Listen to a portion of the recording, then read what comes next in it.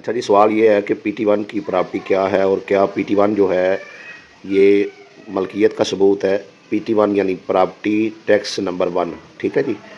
P से property, T से tax और जो कि 1 लिखा है उसे नंबर 1 टैक्स है। ठीक है जी। तो ये एक पेपर होता है जो एक्साइज वाले जो हैं वो जारी करते हैं। तो आइए पहले देखते हैं कि ये जो पेज है PT1 का, ये मलकियत का सबूत है या कब्ज़े का सबूत है। देखें, बात ये है कि ये पहले जो आबादी दे थी या शामलाट ज़मीनें थी, जब हुकूमत ने किसी स्कीम के तहत जो है या लोगों ने वहाँ पर जो है वो मकानात बना लिए, मकानात तामीर कर लिए, तो फिर उन मकानों को टैक्स लगा दिया गया, बाकायदा टैक्स आना शुरू हुआ। तो वो जो टैक्स का पेज था, जो बंदा वहाँ पर काबज़ बैठा होता था, उसके नाम का टैक्स का एक पेपर जारी किया जाता था जिसे PT1 कहते थे। ठीक है जी। यानी PT1 ये शो करता था कि ठीक है, फ़लाँ बंदा जो है वो फ़लाँ जगह पे काबिज़ है, मालिक नहीं है, काबिज़ है, तो वो जो है ये टैक्स अदा करे। तो बंदे जो है वो टैक्स अदा करते रहते थे और उस मकान में या उस दुकान में या उस इमारत में जो है वो बैठे रहते थे जो उन्होंने तामीर की होती थी।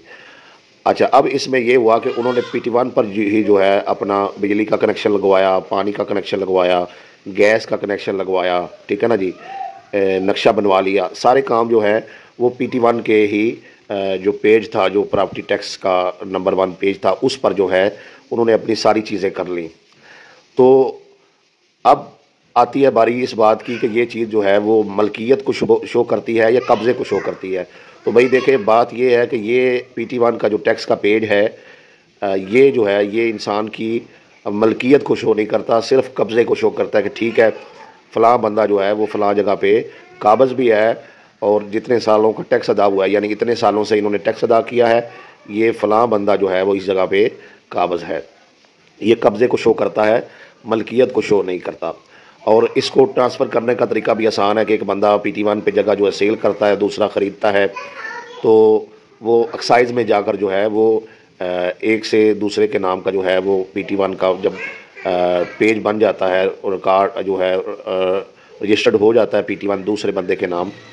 तो अगर बंदा ये समझता है कि ये मेरे नाम पर PT1 बनने से मैं मालिक बन गया हूँ, तो आप मालिक नहीं बने, आप सिर्फ काबज़ बने हैं। ठीक है जी। मालिक होने के लिए जगह की रजिस्ट्री होना जो ज़रूरी है, इंतकाल होना ज़रूरी है। बाज़ जगहों पर ऐसा हुआ भी कि लोगों ने एहतजाज किए कि ये जो जगह है शामलाट जगह है, PT1 की जगह है, इनको जो है वो मालकाना हकूक़ दिए जाएँ। तो अदालत के हुक्म पर कहीं कहीं फिर रजिस्ट्रियाँ भी हुई, इंतकाल भी हुए। तो वो जो रजिस्ट्री है वो तो मलकियत का सबूत है। ठीक है जी। इंतकाल जो है वो मलकियत का सबूत है, लेकिन खाली जो PT1 है ये मलकियत का सबूत नहीं है, ये सिर्फ कब्ज़े का सबूत है। आप अगर इस तरीके से जगह ख़रीद रहे हैं तो आप सिर्फ जो है वो कब्ज़ा ख़रीद रहे हैं और आप सिर्फ कब्ज़े की हद तक जो है वहाँ पर आपके पास इख्तियारात हैं। हुकूक़ मालकाना जो हैं वो आपको उस प्रॉपर्टी के नहीं मिले और आप वहाँ पर काबज़ होने के बदले जो है वो PT1 का जो है वो टैक्स अदा करते रहेंगे। तो ये इसमें अहम बात थी समझने वाली कि PT1 जो है वो मलकियत का सबूत हरगिज़ नहीं है, सिर्फ़ और सिर्फ जो है वो कब्ज़े का सबूत है। ठीक है जी। अब अगर आप एक स्टाम्प कर लेते हैं और PT1 में अपना नाम जो है वो दर्ज करवा लेते हैं, तो इससे आप वहाँ पर काबज़ बन गए हैं, मालिक नहीं बने। ठीक है ना जी। मालिक बनने के लिए हकूक़ मालकाना होने जो है वो आपके पास ज़रूरी है। एक बंदे के पास कब्ज़ा था, एक जगह का सारे कनेक्शन उसके नाम थे, उसने वो कब्ज़ा और सारे कनेक्शन जो हैं वो आगे बेच दिए हैं, वो आगे दूसरे बंदे को ट्रांसफ़र कर दिए हैं।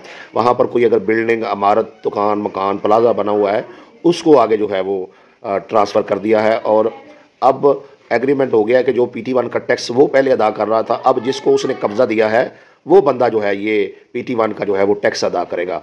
तो ये बात थी कि ये PT1 का जो रिकॉर्ड है ये इंसान की कब्ज़े को शो करता है, मलकियत को शो जो है वो नहीं करता है। लेकिन ये है कि इसकी बुनियाद पर अदालत ने हुक्म दिया था और बहुत सारी रजिस्ट्रियाँ भी हुई थी और बहुत सारे इंतकाल भी हुए थे। तो वो रजिस्ट्रियाँ और इंतकाल जो हैं वो मालकाना हकूक़ का सबूत हैं, लेकिन जिसके पास खाली PT1 है वो बंदा काबिज़ ज़रूर है, मालिक नहीं है।